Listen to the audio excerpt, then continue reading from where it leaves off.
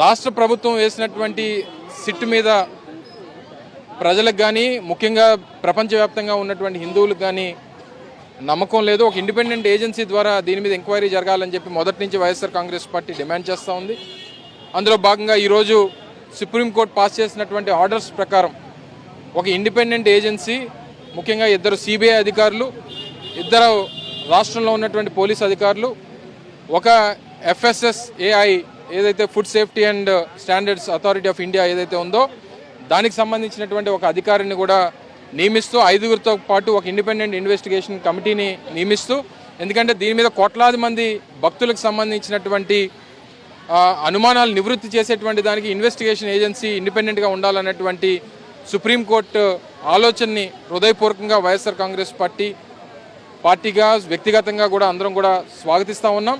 ఏదేమైనప్పటికీ ఇందులో వాస్తవాలు ఏంటి అనేటువంటిది తెలియాలి.